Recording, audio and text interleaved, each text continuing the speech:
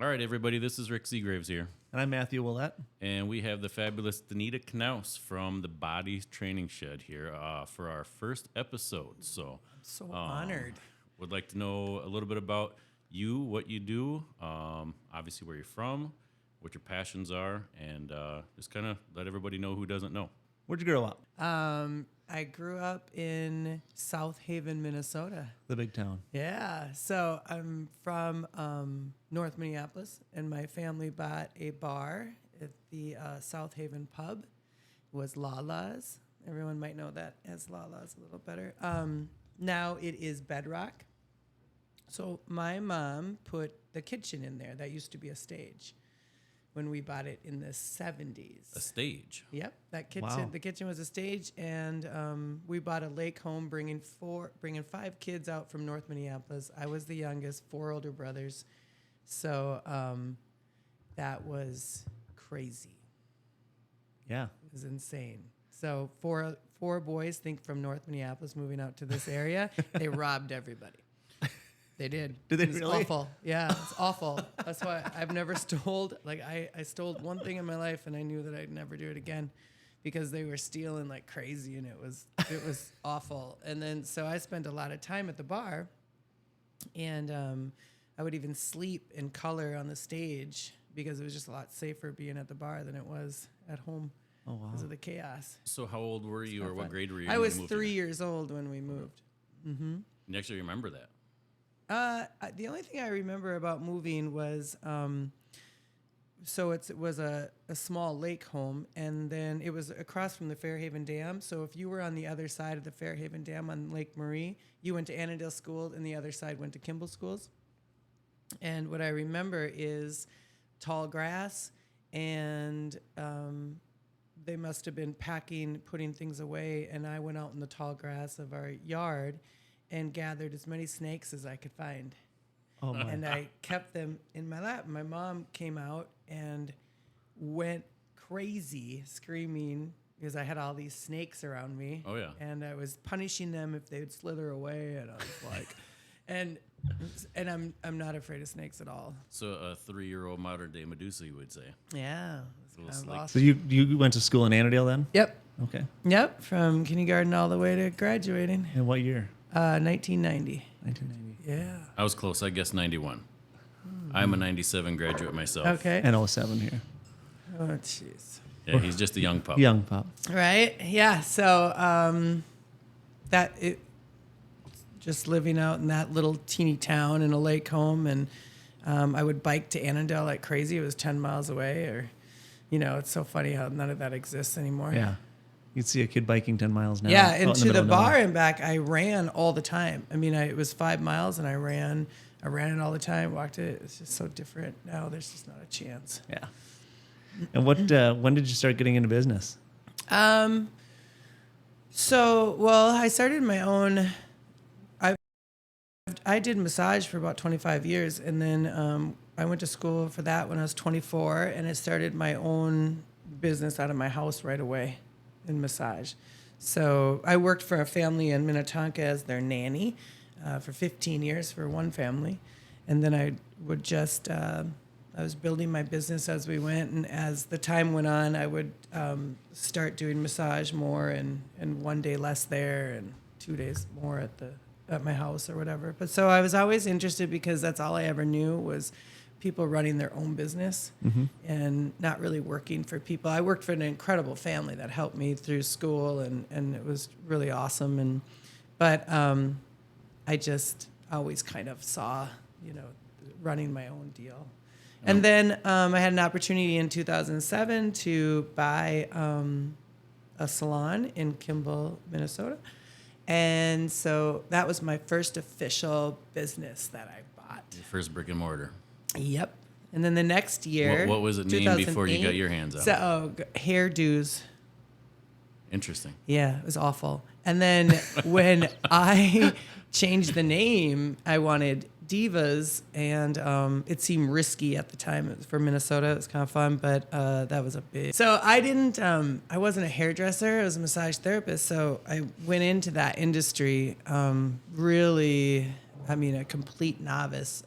I knew nothing, but one thing I know well, and then I'm proud of, and that's something my mom taught me, was customer service, or being around that environment of people. And that to me came natural and easy. That part I really, really enjoy. I always think about, so when you're in the bar business, you can't be a person that is judgmental by any means. And it's just a really interesting business. I love that business. I don't want to be in it, and I give kudos to the people that are, because that's a very tough business to be in, especially families. But my mom taught me one thing. When we pulled up, I was only about, my guess is about 7 years old, somewhere in there, and we pulled up to the bar at 8 in, and there were people outside, a couple of people waiting to get in, right? And I said, look at these losers waiting to get in the bar at 7 or at 8 in, right? So my mom got quiet, and she said, well, I'll tell you what, since these losers pay our bills and help us and provide for our families so that we can own that lake home and do this, then I don't want you to be around what you consider losers. If you don't have any respect for these people, then you're not coming in today. So get your ass home. And I had to walk it, right? Boy. Home. And I ran home, and I called her when I got home. And I said, I just want you to know I made it home, because I was fast. I ran it, and I was really proud. And she said, I don't give a shit. And she hung up. And I always think about that. So we're saying a little bit of tough love involved there. Oh, yeah. But it stayed with me. She just loved her customers and had ultimate respect for them. And it was so much bigger of a picture. Now at 7, did I understand it? No. But later on, as I got into business, it meant the world to me. And then to have that respect and have, you just treat it different. So I knew that being in business or providing services to people or doing things like that was a bigger picture, and it was easy for me and fun. I really loved it. Mm-hmm. So I bought Annandale Salon in 2008, and then I bought a Buffalo one in 2009. And then one of my kids was starting preschool in 2010 when I was going to re-sign in Buffalo. And then I watched her walk through the door, and I was so swamped with 3 salons and not spending any time on myself or my family. And I just didn't re-sign and closed the one in Buffalo, and then owned the one in Kimball and Annandale for 10 years. And then you just recently sold the one in Annandale, right? No, I actually sold both of my salons as a package deal in would have been 2017 to open up my gym. Yep. So now the gym that you've got going in Annandale and Kimball, those where did the project grow out of for fitness on that? Well, so I was always an athlete, and actually, that was to be an athlete or to be on a team or to be a part of anything was really important to me. It gave me purpose, and it was something I was great at. And the Annandale coaches, I always think of Skip Dolan, without him and his support, and Ken Milkey and things like that. I didn't realize, when I was young, my dad died when I was 12. And so my mom, she was an alcoholic, and when she lost everything, I was only 16 years old. So I had to move out on my own because she, that's a simple story. They're addicts. So whatever. And, but the Annandale in schools in general didn't have open enrollment. And thank God that I knew inside me that piece of structure, that foundation, that strong foundation that you were needed and you were accepted and loved and appreciated, kept me in school. Because when you're living on your own or trying to find a place to live on your own at 16 years old is really, really difficult. And that solid piece really, really saved me. And so I didn't tell the schools that I lived on my own or anything like that. And I kept that secret until I graduated. And I think some of the coaches started to pick it up or things like that. Because Ken Milkey bought me a pair of tennis shoes once.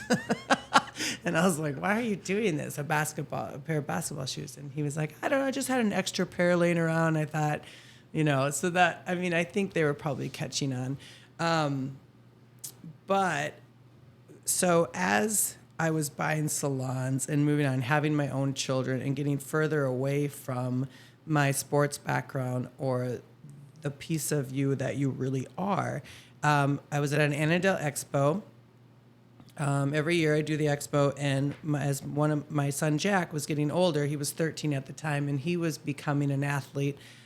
He is an incredible trap shooter. At that time, he won the state trap shooting championship. If I can intervene pretty quickly, I'm pretty sure he's one of the best out there. In the country. Yeah, he's in the top 5 of the country. Yeah. So, I mean, I can appreciate the fact that you're being modest about it. He's good, I guess. Yeah. But the kid's pretty good. He's pretty good, yeah. He does hold the world title in ATA, too. It's pretty awesome.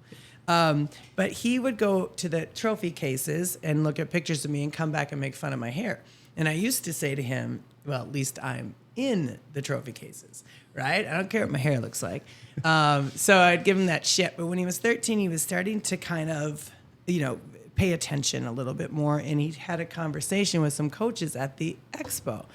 And they said, your mom was great. She was a great athlete, one of the best athletes that came out of this school. So we were talking after that on the way home, and he said, I heard you used to be great. And it just bothered me. It just hit home where, okay, I'm raising these 2 kids. Vivi is 4 years younger than him. And I felt like that they didn't even know their real mom. Because there's a difference when you're trying to be a provider and you're getting into industries and things that you're just, you just want to provide. So you kind of escape yourself. And is it where your true happiness is? Probably not. And I was seeing that it wasn't. And to hear that from your kid, I was like, I didn't have Jack till I was 30 years old. And so I was done playing competitive sports at about that time I quit, and so he actually never did see me play sports. And I'll tell you what the thing is, it's not about what they see is if you're good or you're a bad player or whatever it is. It's kind of, if it's in you and it's who you are. So you put me on a ball field, a basketball court, you put me in any sport, you put me in anything that, and I forget about all life's struggles. I forget about my stresses. I forget about the bills. I forget about, because it's my happy place. It's where I thrive. And when I grew up, having that as your outlet and your escape from madness of any kind, and you find that happy, that's who you are.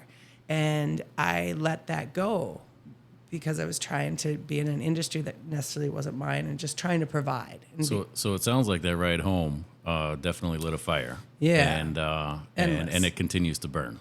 Yes. Because obviously you strive to be great at everything you do, as evidenced by all the trophies and accolades that you've accomplished.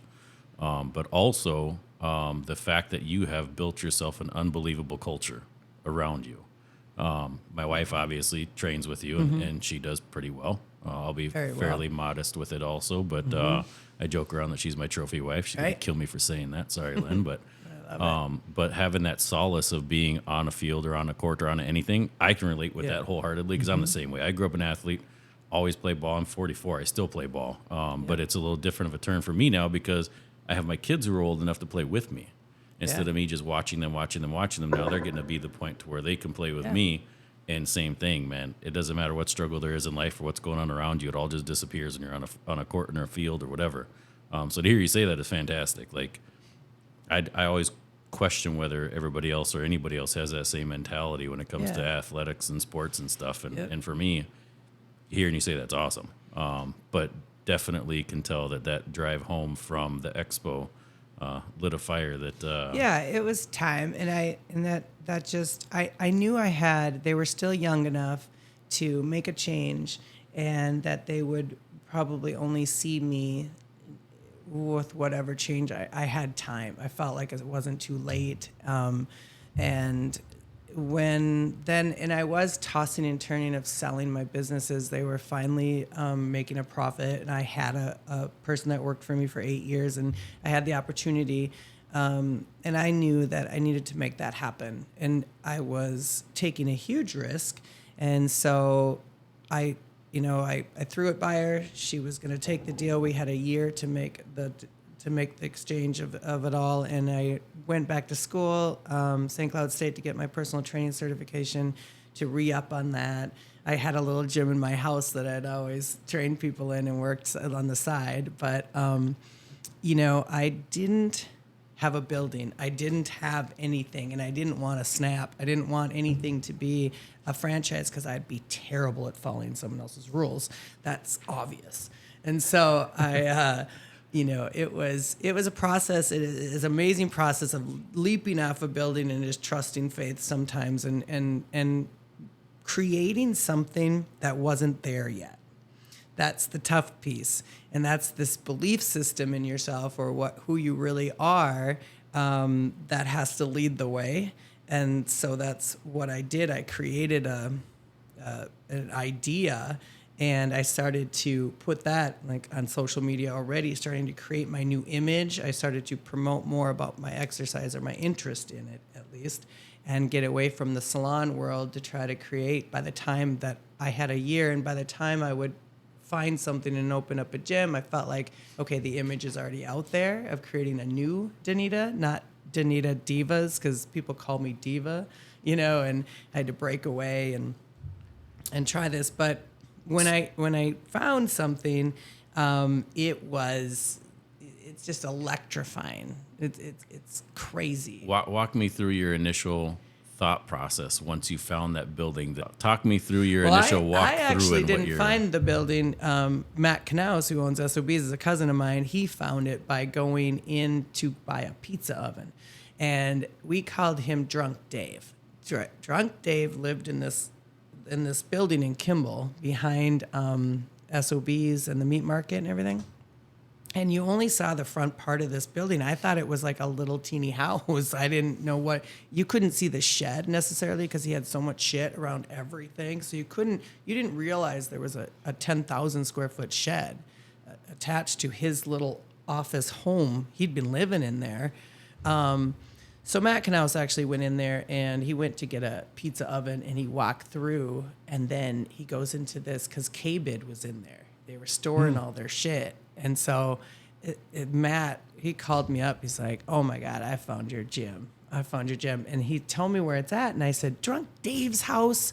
I said, I don't want a tiny little building. I said, I'm talking about big. I don't want Snap Fitness 2,500 square feet or 2,000. I'm talking, I need big, And he was like, no, there's a 10,000 square foot shed attached to that shit. Like, it was so cool. And I'm like, you think he'd be willing to sell? And he's like, he's drinking himself to death. I'm pretty sure he's going to sell. So definitely not a motive I've heard in the past, but I mean, whatever works. Awesome. And the guy, I mean, I'm telling you, he might have been drinking himself to death, but he was an amazing human being. And he redid that shed, and he had a bookbinding business out of it that failed. And then he lost his house, and he loved vodka more than he loved anything else. And so he was living in it, and the city was allowing him to live in this unfinished little office area, and then this giant shed. The shed, you would have needed some intense vision. It was. I've seen before pictures. Yeah, it was from a 10,000 with 22 high ceilings filled with junk. And it smelled, and there was just a nice little walkway down the center of it, and it was awful. But I don't know. I've never been held back on vision, and it was incredible, and I knew it. I knew when I walked in there that it was mine, and it was going to happen. And we made a deal that week, and we started clearing that out. And I always think about when those garage doors opened for the first time, and people were starting to see action happening in there, and the word was getting around. The doubt, and they're not haters really. It was just that's a strong word, but the doubt was intense, and They thought, well, this has never been done. It's not going to work. yeah, and especially in Kimball, and everyone thought about a 782 population had no future, and my connection with Annandale actually is what helped motivate me too. Like, I never thought of Kimball as this tiny little town. I mean, I thought about all the little tiny towns. And you research the gym business, and it says in your population you could probably get about 6% of your population to be a member. Well, 6% of 700 people isn't enough. But I knew my connection, and I knew what I had done over the last 2 years 10 years meant something in business. And if I connected Annandale and Kimball, or I connected these small towns, I knew that work that I had done and all that hard work didn't give me nothing. I knew that it gave me trust, and people trusted me, and they had faith in me, and they believed in me because of what I had already done.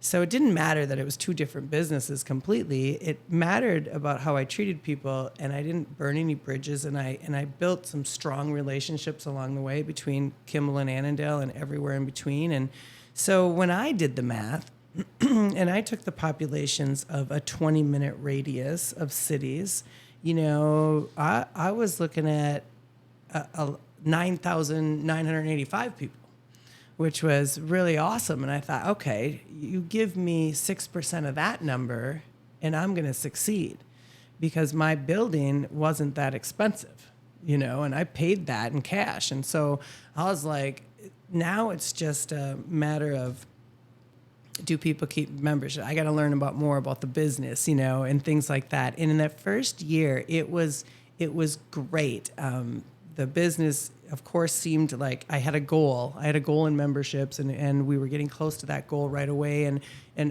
my banker didn't believe in me, and I had to go to a different banker. And it was a lot of work. And so I had a lot to prove, I felt like, and that's where I thrive. I mean, if you doubt me at all, and you didn't want me to say, don't tell me you're doubting me, because I will explode. I love it. You're gonna win. I thrive of doubters, and thank God for them, because that first year, 2 years is what made me really, really go after it.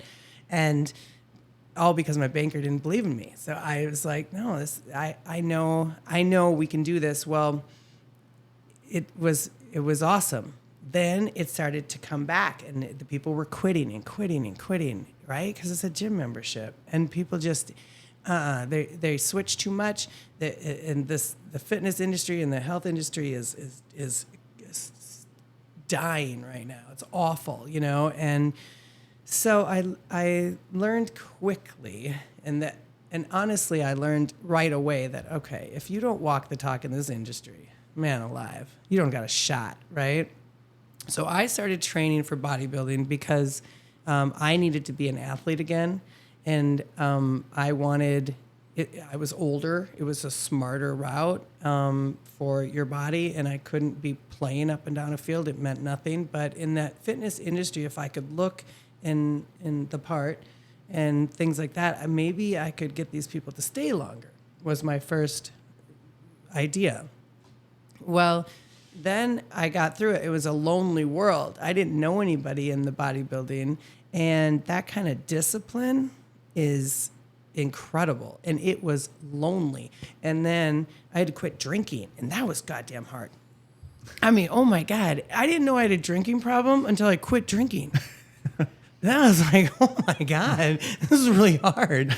And so to battle all these things alone, it was, there was so much of it in your lifestyle, and then feeling guilty as a mom and a wife, and that you're, not attending to all your needs of everybody else. And you got to put this uber focus on yourself is very, very difficult to do. As a woman, it is hard. And I had to battle all that. Well, when I got through it and made my first show, and then I was like, okay, I want to keep doing this. I want to stay in this industry. I mean, I want to stay bodybuilding because at 40, if I was, 46 at the time or something, it was the best shape I'd ever been in my life. And I mean, I'm looking at a body and looking at abs and going, oh my God, this is possible. Like this is, it was incredible to be getting older as a woman and to look like that. So that fueled my fire majorly, but then I was creating a following. And then it kind of hit me like, okay, I don't ever want to do this alone. So I wanted to build a team. And it's actually Lynn, your wife, and I had trained 2 other people to do it, and it was kind of a bad experience.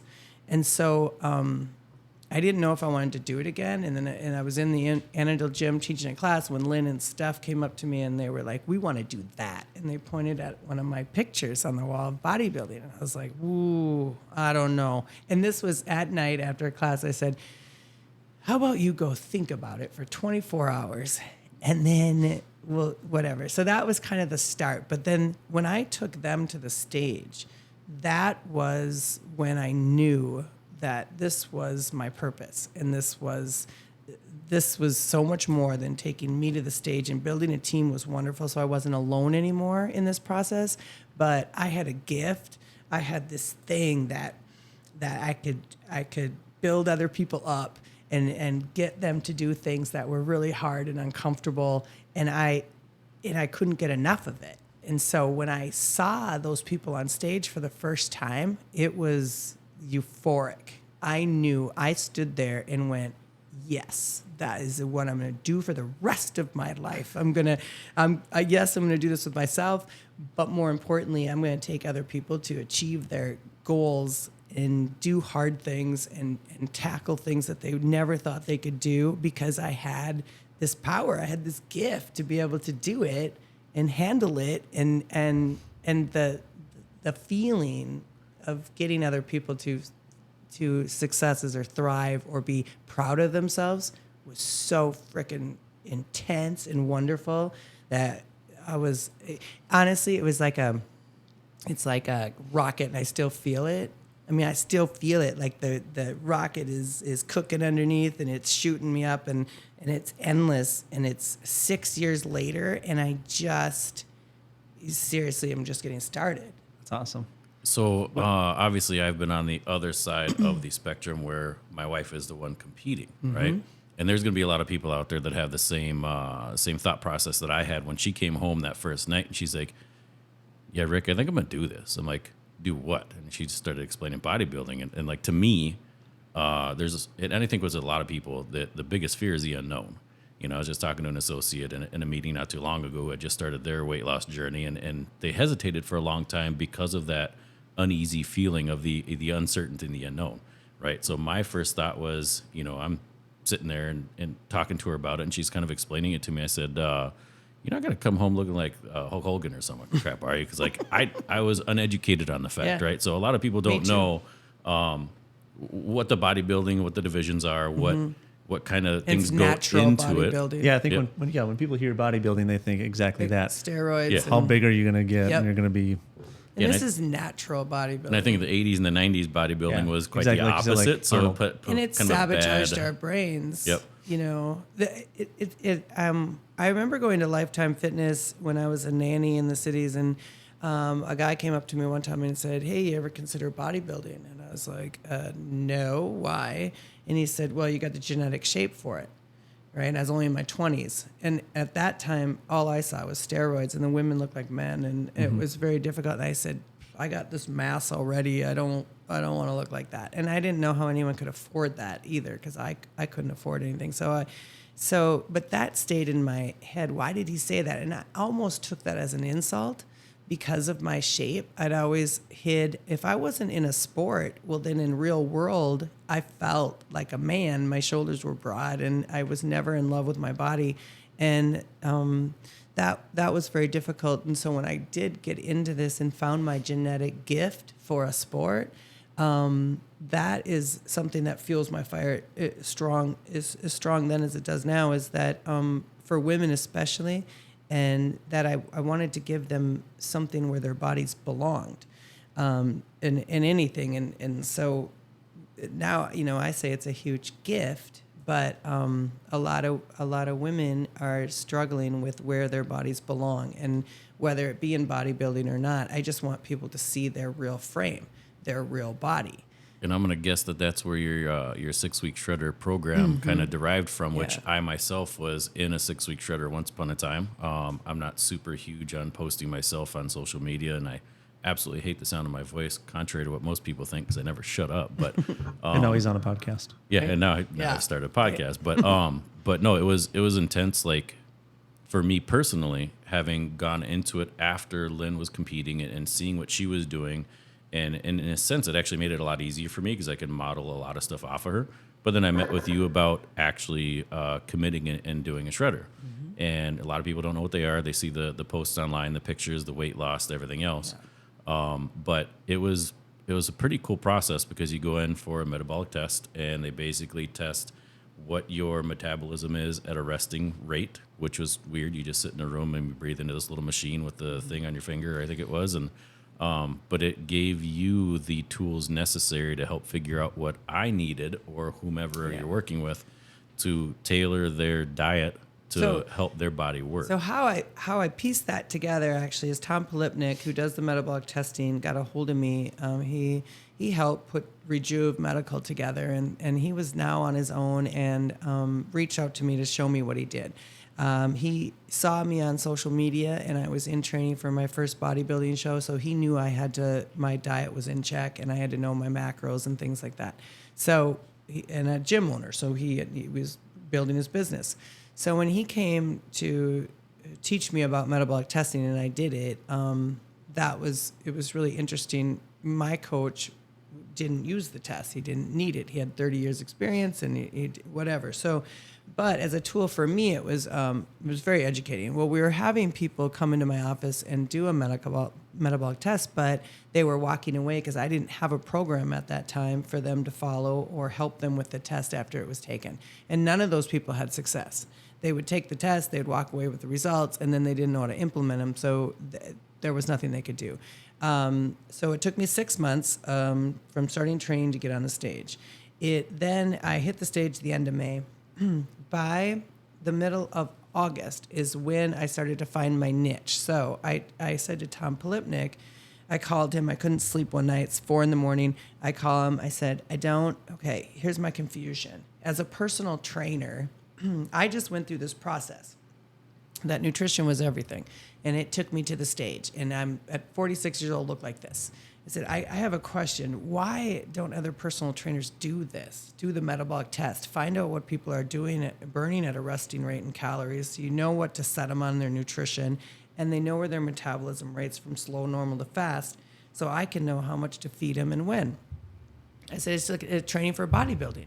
And he said that other trainers don't do this because they're not nutritionists, is what they say, and they're not dietitians and so forth. So they just train people in weights. I said, that's bullshit, because here's what happens. You could train somebody to work out and do whatever, but if their diet is not in check, it's a waste of time. And I said, and I can't do that to people. I ethically, and to feel good about that, it's against everything I believe in, is to train them in the gym and then they get to go do what they want. Well, and it's I've got completely no counterproductive. results. I can't do it to people. So I'm going to train them all like bodybuilders. And so I said, I pieced this program together. I need 6 weeks with people because 6 weeks is when my light bulb went off of understanding macros. And I said, so let's do this. And he said, okay, but I'm going to tell you, this requires a lot of time with people. I said, perfect. It's exactly what I need. I need to mess with their life. I need to know what they're doing personally. I need to know all their shit. They need to unleash all their baggage on me. And we're going to slowly take the bag of baggage and we're going to get it down there and down there and down there. You know, mentally, physically, I don't care, but I'm going to mess with their whole lives. And he's like, okay. So I went on, he was ready. And I went on social media that night and I said, I need 10 people to trust me and try my new 6-week program. This is what it costs. This is what we're going to do. It was just a blip on social media. That's what I needed. And I had 10 people on my books in an hour. Now, I was still doing massage at the time. So I was like, okay, how am I going to juggle all these people in? And it was a blessing because then I could officially retire from massage. But in 24 hours, I had 30 people on my books. Now, this is 30 one-on-ones in a week, and now I'm going to mess with their lives too. right? And we're going to test them all, do metabolic testing. I'm going to take that test. I'm going to organize their nutrition based off the test results. So boom, that's where I started. And I knew that I needed 6 weeks, obviously, to get results on one person. And then I could celebrate their success. And then they could be my walking billboard. And I would start building that program and that business. And so that's exactly what happened. It was awesome. And then as I stayed in the bodybuilding world, the number one tackle was this. Donita, I love the sound of the program. I love everything, but I am not a bodybuilder. I don't want to look like a bodybuilder. I don't want your muscle. I don't want that. I don't want all this shit, right? And at first I was like, ooh, how am I going to tackle that? And then I was like, screw it. No, you're training like a bodybuilder. I was like, the bottom line is it works, right? Like, I'm not feeding you a fad diet. You're not going on supplements. You're not doing this shit. You're going to the grocery store. We're going to clean up your diet. The difference is you're not getting on stage. So we could have a little fun. You could have a cheat meal. You can do this. You can do that. But around your lifestyle. If you're an alcoholic, I'm not going to say you get to have a drink now and then.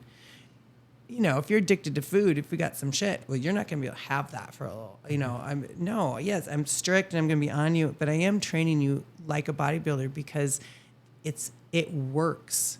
Like, it is phenomenal for the body. And I can attest to that 100% because, like I said, I took one of your 6-week shredders, and I was battling with some issues with my back. It was horrible at the time, and I actually got to the point where I needed back surgery, not related to any gym, anything. It was working on my house. But in the 6 weeks, I think we worked out 7 or 8 times total. 6 times is what you work out. Well, Then I would have done a couple of times without you, just because. Oh, you have to. But not. Yeah. I didn't much at all. Right? Yeah, exactly. It was, and this is what the thing that most people don't understand is that the working out part is good because it helps form what you're doing, but the actual weight loss itself was like 99.99% diet. And it was not easy because I love food, right? Yeah. So I was at the heaviest weight of my life. Clearly, I love food. But I managed to squeak off 26 pounds in 6 weeks, which is awesome. Ridiculous. It was ridiculous. But so that's the thing is, you can get people in a caloric deficit and they can be drinking shakes and they can do all this shit. But the secret is so that isn't, if you were stranded on an island and there's no food there, here's what's going to happen to you. Your body is going to attack the muscle first. For energy. It's going to use muscle for energy, and then it's going to use your organs, and then it's going to go for your fat because your fat has no nutritional value to it at all. But in what we do is I organize your nutrition to protect that muscle. So your body is getting confused and it's going to use fat for fuel because I've protected the muscle with food. You have to keep your metabolism going. You have to lift weights to keep the muscle strong and keep your metabolism up there. And it's like throwing kindling on a fire. If you eat 5-6 meals a day of organized nutrition, it's going to keep your metabolism flying. And then we lift weights to keep the muscle because I need to make you heavier in muscle than fat. And so to make you heavier to move at a resting rate. And that was the part that was tough for me. So like, I'm used to 3 meals a day, right? And right. We were feeding you 5 and 6 meals a day. Yeah, 5 to so like Lynn was training at the same time, and of course our body compositions are very different, right? So she would look and see what I'm eating. She's like, "How the hell do you eat all of that?" I'm like, "Awesome." I forced it down, right? Because it was so much food that I wasn't used to. And at first you would be because until your metabolism speeds up and accommodates you, at first it feels like force feeding. Yeah, and then like when I'm looking at the scale, I would step on the scale daily and I'd check in with you as to what's going on. Like the first few days was not really much movement. Then a couple days later, I actually seen some weight go on, and I'm like really questioning, what am I doing? Is this going to work?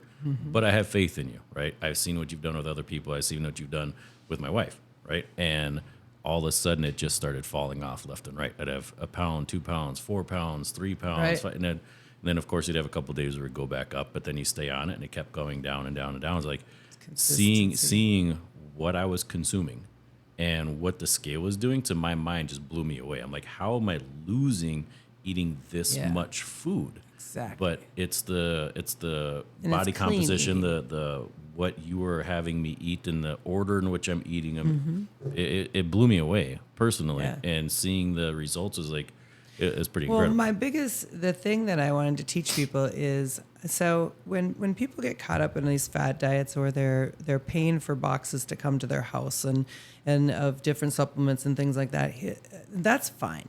Whatever gets you healthier and you start to make a choice to care about yourself, I'm all in. But the problem is when your car breaks down or your washer and dryer breaks down and you have to put money elsewhere for that month, and you can't afford that box of supplements coming that you believed 100% is helping you lose weight and get healthier. That all your faith is in that box. And now you can't have that box this month because you got a real life stepped in and you got to pay for some other shit. So what's going to happen to you is now you're off track. Because the problem is that box didn't teach you anything. And it didn't teach you about going to the grocery store, and it didn't teach you how much your body needs. And more importantly, it didn't give you a belief system and faith in yourself that you can do this. You put your trust and your faith and all your shit you put in that box, and you believe that that's what was taking the weight off. What I want to do is work with people individually and personally to get you to believe in yourself, to get you to understand that it's all you. Mentally, it's all you in what you're doing, and teaching yourself discipline and regimen and routine and all those wonderful things that make you proud of yourself. It comes from within. It comes from you. You're not going to get that from a pill box. You're not going to get it from a pill. You're not going to get it from a shake. You're going to learn nothing. And that's pointless. It's such a bigger picture about being healthy and losing weight and staying to lose weight and to stay that frame we need to be, and more importantly, not going to the doctor. And it's such a bigger picture. But if we don't have faith in ourselves, and you don't have somebody cheering you on, and you don't have accountability, and you don't have someone believing in you, it's a lonely world. And we'll go right back into those damn things of like, okay, that worked for somebody else. They took these pills for so many days. Boom, I want it too. It won't teach you anything. So to speak a little bit about success stories, right? So you've had some pretty monumental success stories out of your gym. Huge. I am not the biggest success story. I think at the time I did have the most weight loss the in best weight 6 loss weeks. in It was 6 awesome, weeks. but somebody has since come and broke that, which congratulations to them. But you have a couple of, there's a high school graduate from Annandale that lost an incredible amount of weight, and it took her a while, obviously, because she had quite a bit to lose. But she looks fantastic, and you can see her demeanor just completely like brighten a room anytime she comes into a room now. And you know who I'm talking about. And then I think you have, there's you so just many, you it's just just celebrated awesome somebody's now. 1 year of having lost a large amount of weight also. So like, what is the most weight that you've had anybody drop? 118 pounds, I think, in a 110, somewhere around there, in a year and a half for the greatest amount of weight loss. I think of that those are awesome and so much fun because it teaches you consistency.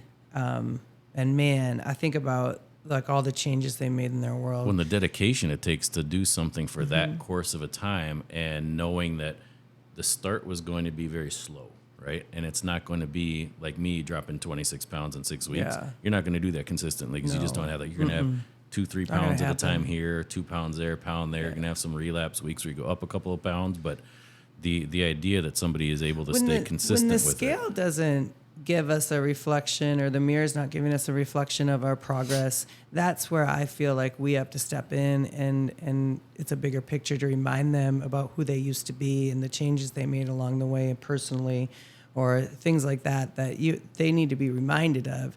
Huge successes and coming to the gym 3-4 times a week, things like that, where they never did it all. I mean, oh my gosh, they got to be reminded of those things. So to me, what I love is, 500 people have gone through the 6-week program. My success rate is definitely over 90%. And it's those people now that are on the walls of the gym, I can go in and I can look at their faces and know every single story and know what they fought through. So now what happens is when someone else is struggling with something similar, I bring them right over to the wall. And I'm like, your story reminds me of their story. And if this person did it, going through this and going through that. It's so much more powerful to actually know that you gave a shit and you were in their lives and you know what they struggled through and gone through and to help other people, because stories sell. And stories is what actually is real life and really important. And that's super fun for me. Those banners of all the competitors, they all started off. Every single competitor I've ever taken to the stage, which is, I don't know, we're climbing on to 50 people now, started with the 6-week program. So the 6-week program is where it's at. And that to me is what gets people to keep a gym membership. And so they feel like they're a part of something. But now we've educated them. And now they can understand the importance of just paying now it's $40, it used to be $30 membership, how it's such a bigger picture. It's more important. It's now we're on the top of their budget list instead of towards the bottom or the one that gets to click off as soon as times get tough. My coach, 100%, he's number one on my, other than a house payment, other than, it's like in the top 5 of my budget where I have to have that. I have to put me first in order to give to others. That is important. And that was a learning process. And that's what I have to teach other people. All you have is this one life. You have this one body. You have this one chance. And if you don't take care of it, then no one else will. So you will find a circle of people that don't give a shit either, And if you find a circle of people who actually care about you and you start to care about yourself, then that's the business I'm in. That's the part that I just go crazy for every day. I think about Dennis Dusla. Well, I can say his name. He would love it. He's from Annandale, Clearwater area. His daughter went to school with me, a year older. He's 80 years old, and he hit that bodybuilding stage. His why to do that was because his son died at 25 years old. His son was into powerlifting. His son loved fitness. And so and that is about 25, 26 years ago that his son died. Ever since, it's on his bucket list of things that his son would have wanted to get done. He's gotten done. And so when he called me, he was like, I got to get this done, and you're the person to do it, and I'm not afraid of you. That's what he said. That's a pretty good opening statement. Oh, my gosh. It suited, and you can hear an 80-year-old's voice. You know it's old, right? Yeah. And I'm like, wait a second. Are we talking about just losing weight, or you just said you want to get on stage? And he's like, I'm getting on stage. And he's like, I got to do this. And right then and there, boom, I had the vision. It was already done. And I didn't even meet him yet. And then when I took him to stage, I'm telling you, it was like, it's so beautiful to watch these people through the whole process. And why I like the process of bodybuilding to get to the stage is because all the steps to get there and all the madness. And you watch people evolve and grow and trust themselves and believe in themselves a little more each day. And then when that final moment, all the doubt they ever had, they have so much doubt, right? They're just, Jesus, could you imagine you're going to go stand up there in front of 8, 9 coaches or judges to be judged on your body? I mean, oh my God, it's terrifying. Hey, so let's put it this way: you managed to get my wife, who is one of the Right. biggest introverts out there, in a tiny little swimsuit, in a tiny little suit, up on stage with all these bright lights in front of a ton of Right. people, with all these judges Amazing. doing nothing but sitting there judging you. and she loved it. And she loved it. Absolutely has Weird. fallen in love with it, Right? and it has changed her, and through her me, Mm-hmm. so much, just from something, I'm not going to say so simple, but something you wouldn't think about having that much of an effect on somebody. Oh, right? yeah. And just like you're saying, where you touch on the fact of you're not just teaching how to lose weight, but you're teaching a sustainable lifestyle, right? So before we got on air, you had mentioned that I am looking pretty decent, which I appreciate a compliment, but I also can honestly say that my adversity of having back surgery, recovery, and all these things since I lost my weight, and I'm only up like 4 pounds because the things that I learned from Tools. you helped me understand, like, not what I have to eat, but what I shouldn't eat. And if I can stay to the what I shouldn't eat off of my diet, I can do pretty okay. Yeah. So I mean, It's for about those educating people. for those who are afraid or uneducated on or whatever you want to call it, you know what you're doing. right? There's no two Yeah. ways about it. And the proof is in the pudding with all the success stories and the stage presence And now and we have everything 8 else. other coaches on my team to help. I mean, it was really tough in the beginning when it was just me. I mean, man alive, I had 40 people. I can't even imagine. I don't even know how I did that. 40 people on my books. And that's not even running businesses. That was just one-on-ones, 40 hours dealing with people, on your books. It's amazing. And now I have 8 other people that believe this and have gone through it with me and now are helping teach other people how to do it. And I tell them right away, if you're not ready to open up and tell them all about yourself either, if you're not vulnerable enough to do that, to share and to be real and authentic, then you're not ready for this. You're not ready to be a coach. You're not ready to help them, because if you don't share, if you don't open up, then you can't teach other people how to do it. And you also have to be over your shit. I mean, at least have some grasp on your madness.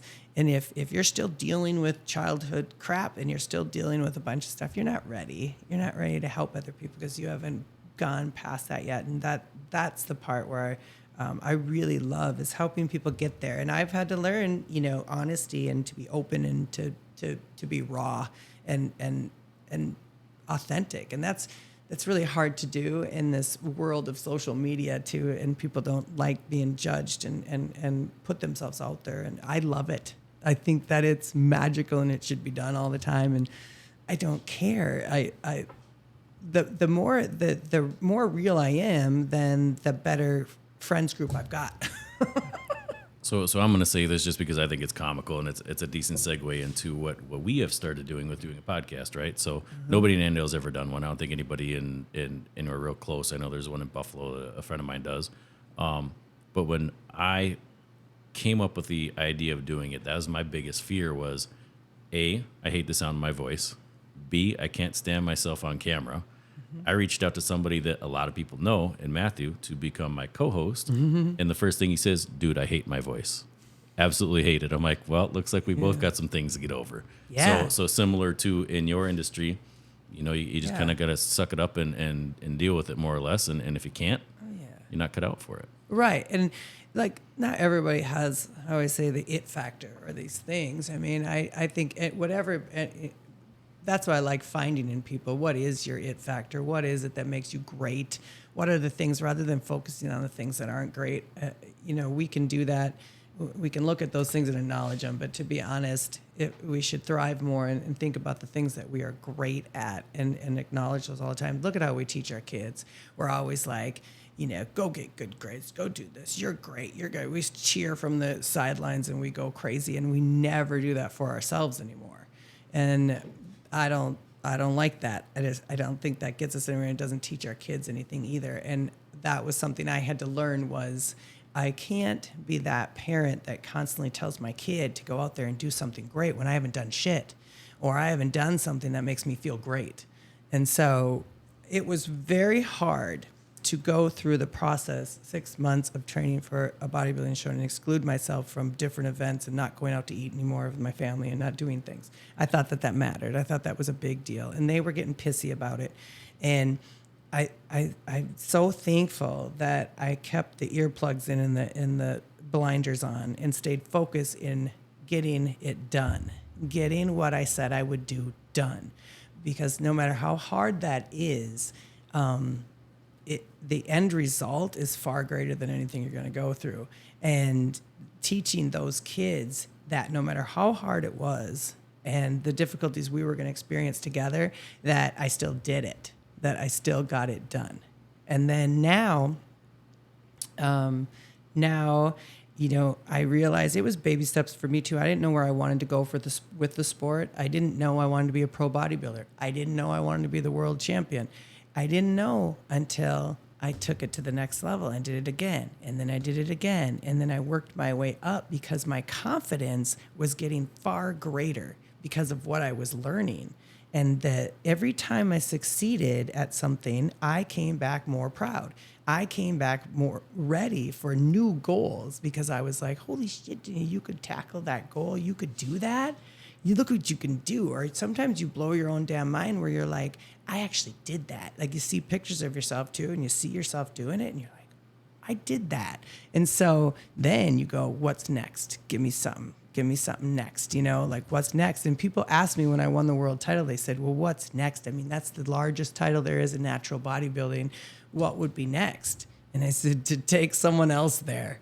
I mean, oh my God, I'm going to go win it 4 more times before I turn 60. But in order to do that, then, I got to take other people to feel that feeling of complete proud, where you're just so proud of yourself, but you also blew your mind a little bit. Like, so Matthew, you do marathons, or I do triathlons. Yep. Right? So look at that feeling when you're done. Oh, and it's funny because every time I've done probably somewhere around, I think 35-ish tries. And I haven't done the long ones yet. I've done all the sprint ones, but can't talk myself into a long one yet. I'm pretty close to pulling the trigger on one, but every time I'm standing on the beach and they're counting, first you enter the ring and you're standing on the beach, and then they're like, all right, 1 minute, and you're like, why am I doing this? Why am I doing this? And you're chatting with everybody else, and you're like, you guys, why do we do this? And they're all like, I don't know. What? Because we're idiots. Or it's because one of our friends got us into it. Now I got all the stuff, so I got to do it. I got to keep doing it. And then they get 10, 9, and you're like, God, I don't want to do this. I don't want to do this. I don't want to do this. Oh my gosh. And then the whistle blows, and you're like, all right, here we go. We're in. And you go. And from the moment you start, you're like, all right, I got to do this now. I have to do it. Yeah. And slowly, it's amazing. As soon as that horn starts, all of your fear of, I don't want to do this, I don't want to do this, I don't want to do this. Self-doubt. The second you hit the water, you're like, I got this. And you just go. And the second you cross the finish line, you can see it. It's coming. You're like, I did this. I did it. And then you cross the finish line. You're just like, I did it. It wasn't that bad. Yeah. It wasn't that bad. And you're exhausted, but you did it. Because the struggle becomes irrelevant. Because the ultimate success and pride in yourself and all that feelings take over, that the struggle is irrelevant. Yeah. All that training, all that stuff becomes irrelevant. And it's just funny how all of that fear that you had standing on the beach and leading up to this is going to be terrible, it's going to be terrible. You finish, you're so excited, and exactly all of it's gone. And then the next day you're sitting there like, I got to find more. I got to find more to do. I got to do more. And then you're like, oh, look at this one. I can do this one this weekend. And all of a sudden you're like signing up for others. And then you have friends that started getting into it, or you make friends at these things. That's inspiration right there. And you start sharing little tricks. Just think, if you'd have never challenged yourself and never done that, you would have never inspired all those other people. And you don't think about those other people. You're just thinking about and focusing on yourself to get the shit done. Mm-hmm. So you're like, you're in such a training mode to get it done. But you don't realize all that wonderfulness that's going to follow, and all those people that are inspired, and that is magical. And one time I walked into the back of the meat market, and I was going to see my father-in-law, and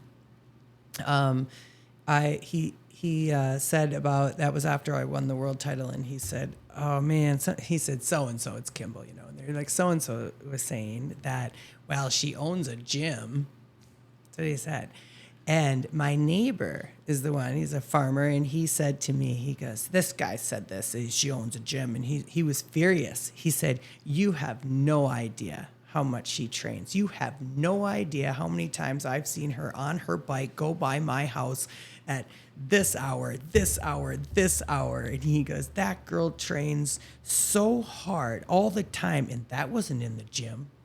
So the perception was because you own a gym that you're cheating. Yep, it's a cheat mode. I got it easy. Yeah. Right? And this guy, I couldn't believe it, but it was interesting hearing him. Yep. I mean, when I was listening, I was like, that is me, isn't it? And he goes, and I'm because it feels like it's not me. Like I forgot about all that. I forgot about how much work I actually did put in. And at 5 a.m, you're on your bike because you got a busy day, or you know what I mean? Like, I was like, oh my gosh, that is me. Like, it was so cool to hear somebody else say it. Yeah. And here he was inspired, and he was so proud of me. And I was like, yes, I just want more of this, this thing. Yeah, it was awesome. I mean, that feels like, you've got an impact and you're making a difference. And it's so funny because it's not Yes. I love doing all this for my business because I love business. But then you're like, I think I'd do this For fun. I'd just do this for fun. And I would not do this if there isn't any money coming in. I don't give a shit because I was like, my body's banging. My mind is solid. My motivation and inspiration is on fire. And I was like, I don't know who wouldn't do this just for shits and giggles. This is like life. Yeah. That's the best part. So you've got the shed here in Annandale. Mm-hmm. And so how long have you had that? When did that start up? So I've had the Kimball one 6 years, and I've had Annandale now 5. And what made you? Did it just Annandale or expand into Annandale? Did you just have a lot of drive happening in Annandale? That I just love Annandale. I was so used to having 2 businesses and one in Annandale all the time that honestly I felt incomplete when I had done Kimball's. I just did. I kind of felt incomplete. It's a weird expression, but I love Annandale so much. I love the business community. I love the community in general. I feel like Annandale saved me in the hardest times of my life, or the coaches and the things that I just feel so loyal to. I feel so attached to that. I was lonely out in just Kimball. It was weird. And you're bringing Annandale people in, you're bringing all this, but it didn't feel, so I called the city. I called Kelly at the city, and I was like, I need to find a space. I don't want to be on Main Street. It can't be Main Street. It has to be this. I gave her exactly what I wanted. I said, this is what I want. You got anything? She goes, oh, wow. Greg Walgren's just about to put, his space on. He's all ready, and he's going to advertise it like the next week. So I called him. She gave me his number. I called him. I stopped on my way home from seeing my coach. And I actually went to look at a different location in Clearwater first. I pulled into the parking lot. I sat there in Clearwater at this location, and I sat in that car. I couldn't imagine or visualize one person walking into that building that I was looking at. If you don't mind me asking, what was that building? Like, what was it before, or where is it? It's behind the truck stop. It's back there. It's like a strip mall. Oh, where the grocery store. It was very lonely. It was a very lonely place. But I was like, I can't. I could not. I had no connection. In fact, that's why I got out of Buffalo too. I had no connection and didn't love the town, and I didn't love the city. It just was not my jam and things like that. But I knew it to pay attention to those signs and those feelings, that just did. I didn't belong there. Nothing good was going to happen there but pay rent. And then I drove into Annandale, and I met over at the old Reichel building. Reichel's building, and event center, and pulled in. I walked into the space. I saw it all. And it's a small space. You're like, it's happening. It's only 1,800 square feet. My Kimball gym's 10,000. I mean, It's incredible, but it was exactly what I was looking for. Greg's an incredible human being. He's so wonderful. And it was easy. I didn't have to have a phone there. I didn't have to have anything. Everything was just in one shot. And that's what I needed. I said, I've done it all where the 2 businesses were separate, but together there's a lot of bill paying. There's a lot of stuff. I just want one payment. This is what I want. And Greg was wonderful. But it was right when I walked in. I knew it was exactly what I was looking for, or exactly what I needed. And I was back in Annandale, and it felt really, really good. In fact, I remember telling my husband that I was going. He said, "What are you doing?" I said, "Oh, I'm going to look at the space in Annandale for another gym." And then he's like, "Oh, okay." And then all of a sudden, some time went by. I didn't realize this. And then he called me on a Saturday. He said, "Where are you?" And I said, "Oh, I'm painting our new location." So you didn't even tell him. He said, wait. What do you mean our new logo? What? And I said, yeah, like I'm painting it. We open November 1st. And he's like, wait a second. The last time we talked about this, you said, I'm looking at the space. And I did? So it's so funny because you were just on autopilot. Oh, yeah. You can't stop me. As soon as I have the vision and I see the people and I feel it, it's over. it's like, we're going at it. It's like, so yeah, I was painting the place. That's funny. I mean, we were already. Which meant all the build out was done and everything was ready to go. Everything You were was just ready kind to of finishing I was it up. already, yeah. Yeah. So how has it been with growing the business in Annandale, Good. with the community here? Well, really, really good. They at first, so when I was only in Kimball and my Annandale clients and things were like, they didn't want to drive to Kimball. It was too far away. Mm-hmm. And it is only 10 minutes, but I totally get that because when I was young and we had to go to the Knaus meat market to pick up hamburger So you got to get in the car, you got to drive all the way to Kimball. I said it was Loserville. I was like, great, we're going to Loserville. I was so mad. And it was funny because I was like, ooh, that came back to get me. Because people were like, we don't want to drive that far. And I was like, to Loserville? Like, it was so funny. And we Annandale people, we tend to be proud. right. And I love that. So I'm just like, you know, I feel like it gave them another option. Now, I didn't even come in to compete with Snap or compete with Green Lotus. I didn't give a shit. I mean, you were bringing something completely different. I was bringing something different. So I didn't even look at that or care about that. So that I really like. I honestly, I could see and started to see, like, you know, if to take over the other gym or take over something, like I was like, I could handle a bigger gym, not just be in the studio, and still manage, you know. But it is the vibe, it is the people that are there, and that all matters on your success. But so far, it's enough. It just might not be enough. Yeah. What's on the future plans? Future plans is what's on the horizon? Mine is to go for another world title, and that's in October. So I'll be in prep. I technically am in prep. And then to grow right now, my vision has been to grow more coaches so that I can reach more people. So we're up to 8 other coaches, and I built a wall in my Kimball gym. The Wall of Fame or something? We have that, but I built the coach's wall. I actually had my husband enclose a giant garage door.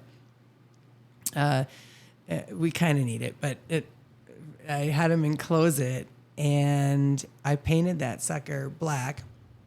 And at first he didn't like it. He was like, I don't get this. And, you know, I said, because that is going to be my coach's wall.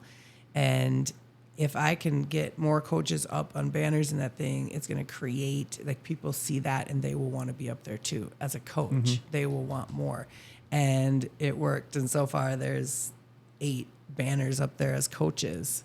And that's something I want to grow. I think that's how we could grow. And then that's how we could get to educate more people. And that's how memberships will grow and things like that, is coaching them the 6-week program. And yeah, my experience with you was started back when we were on the Chamber of Commerce together, and for a while there we had the buy local, shop local committee, and man, I mean, those meetings were so much fun because you brought, I mean, you're just a marketing, I mean, your brain's always turning on how do I keep this rolling, how do I keep it going, and so it was a lot of fun back when we had that, and it's. Now we've all gotten so busy with our own endeavors that it's kind of fizzled out, that part of it. But I could always. That grew. Look at what the downtown committee grew into, and what was accomplished with Main Street. Absolutely. And I'm going to tell you, Main Street, like, I love it so much because, you know, the 4th of July parade is where you get this amazing view of it, and I need a head cam on sometime to show people how cool this is, and I should do it. Yeah, if you've never been through the parade, yes, if you've never been through it, it's amazing, like, to be in it. And I'm usually up high, and my floats are, you know, built up, so I'm a little higher. And I'm telling you, when Main Street was redone, it is cool. I mean, it was so different and beautiful and wide open, and the businesses, you could see them so much more clear, and they looked professional, and they have character, and now they have, you know, you could see them without these canopies covering individualized everything. Yes, and it's beautiful. It so for, you know, I did own a business on Main Street, but you guys were all part of that when they were taken down. And I know there was some people liked it, some people didn't, whatever. But from my view coming down and now walking Main Street and things like that, I see the beauty and how much different I feel and things like that. And that was the thing that always mattered to me.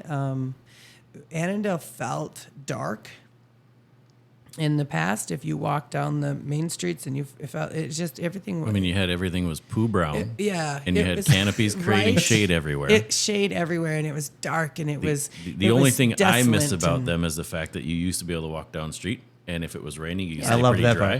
That part was great, but I also now had an incident. people are putting awnings on, and they'll do different I had an things. incident a couple years ago before they came down where I had a 1x4 or 1x6 board.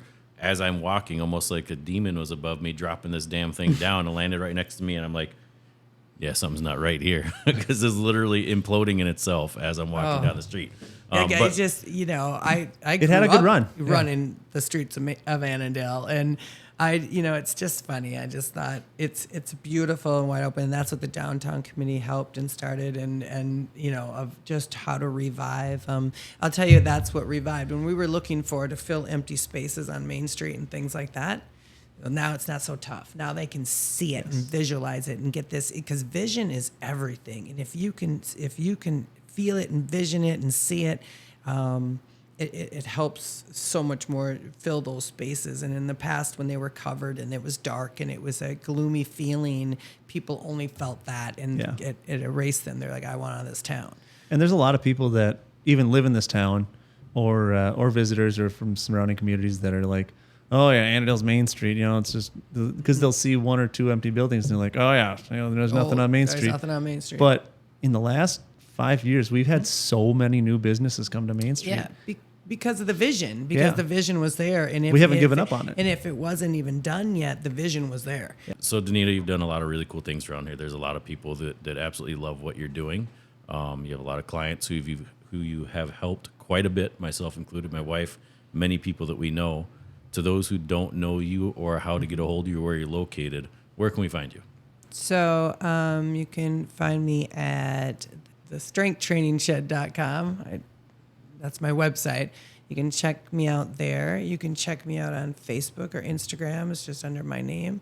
You can stop by the gyms anytime. Doors open. You can check them out. And the names of them are?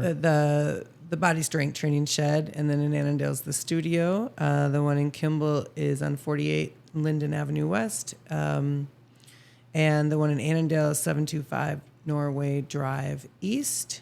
Turn at Subway. Yeah, right behind the Subway where the event center used to be at. Yeah, the old Rakel building. Yep. But otherwise, I think people's biggest now is they Google you, and all the information's there. You could Google my first name, Donita Knaus, you're only going to find one. So that's part's easy. And there's going to be no shortage of any information, pictures, or otherwise that come up with you, because you do a ton on social media. It's great to see. I love it. I love social media. I think that people that complain about social media do not belong on social media then. And if you take anything personally, it's not your game. And there's one picture that you posted on Facebook recently that I'm going to try to find so that I can put it up here during our podcast, but it's of you sitting in the entrance of your gym in Kimball, and it's the before. It's the before you really got heavy into it. It's a before your gym really got put together. And I think that will be a really cool representation of where you started from. Yeah. And I'll try to find something more recent to follow it up with, because just seeing the gym and yourself both, the transformations, and then the story that we have all heard, and the people who have also transformed along the way, is just really a fantastic thing to have, and we commend you for it. I think it's exciting how you found that little hole that nobody had really gone down, and you've just taken and ran with it, and it's taken off, and enough where you can have two places doing it, and how many people, and it's exciting. It is exciting. Yeah, you've been a great person to have around the community. So with that, Donita, we thank you. We thank you greatly for being in here. Grateful and honored to be on your first podcast. Yeah. Here you are, first one. This is success. We hope so. Yeah. Oh, yeah. We'll see where it goes. You get the star and limelight of the big old Annandale. Right? I like it. But no, if anybody knows anybody else who wants to be on the show, or if you happen to have anybody who wants to be on here, any suggestions, certainly reach out. We have a Facebook page also. It's a Laketown Podcast. I have a website. It'll be on all your social medias, Facebook, Instagram. I don't even know them all. I think we're on YouTube. Right. We're on Spotify. I'm going all over the place with this thing, hoping Good. that it sticks somewhere. But again, thank you. We appreciate it. Hope you have Thank a you. fantastic rest of your day. Thank you.